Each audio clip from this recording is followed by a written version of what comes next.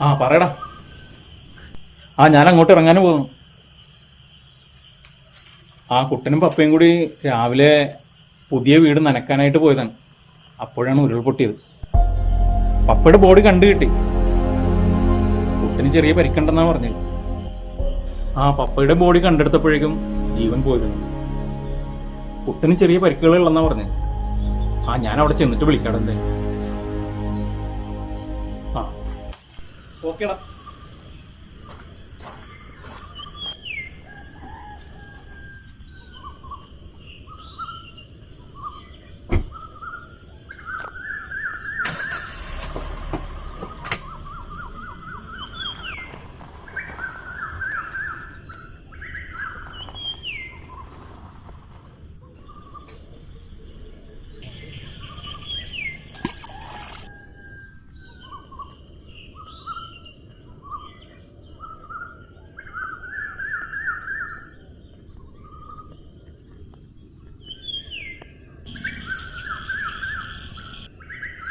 കുട്ടാ, നീ എന്താ ഇവിടെ ഇരിക്കുന്നത്?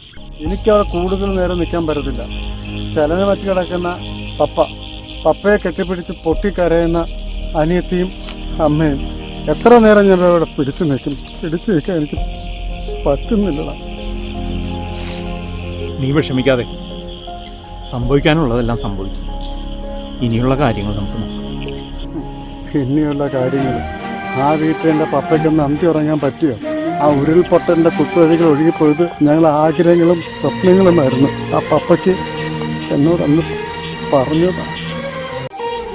കുട്ടാ, വീടിൻ്റെ കയറിത്താമസം കഴിഞ്ഞാലൂടെ അമ്മുവിൻ്റെ കല്യാണം, ഇതെല്ലാം കഴിഞ്ഞ് വേണം എനിക്ക് വിശാലമായി ഒന്ന് വിശ്രമിക്കാൻ. നീ എന്നോട് ചോദിച്ചില്ലേ വീട് പണിയും കല്യാണവും കഴിഞ്ഞ് എനിക്ക് എന്തെങ്കിലും തരാൻ ബാക്കി ഉണ്ടാവുമെന്ന്?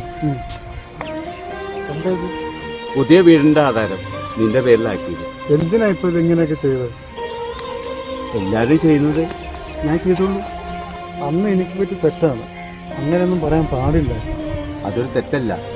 നിന്റെ മനസ്സ് ഒരു വിശാലമായ ആശ്രമം പോലെ എന്തും വെട്ടി തുറന്നു പറയും. ഒരു കളങ്കവുമില്ല. പപ്പ എന്താ ഇങ്ങനെയൊക്കെ പറയുന്നത്?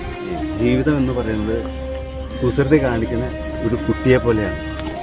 ചിലപ്പോൾ കുടകിടെ ചിരിപ്പിക്കും, ചിലപ്പോൾ പൊട്ടിക്കരയിപ്പിക്കും.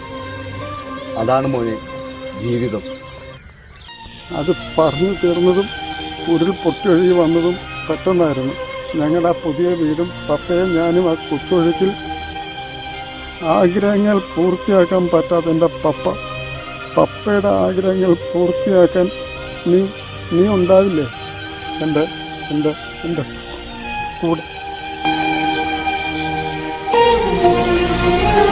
ആഗ്രഹങ്ങൾ പൂർത്തിയാക്കാൻ എന്നും ഞാൻ കൂടെ ഉണ്ടാവും. വാ, നമുക്ക് വീട്ടിലേക്ക് വരാം. നീ പറ്റോ? ഞാൻ കുറച്ച് നേരം കൂടെ ഇവിടെ ഇരുന്നോട്ടാ. വരാം. ശരിയടാ.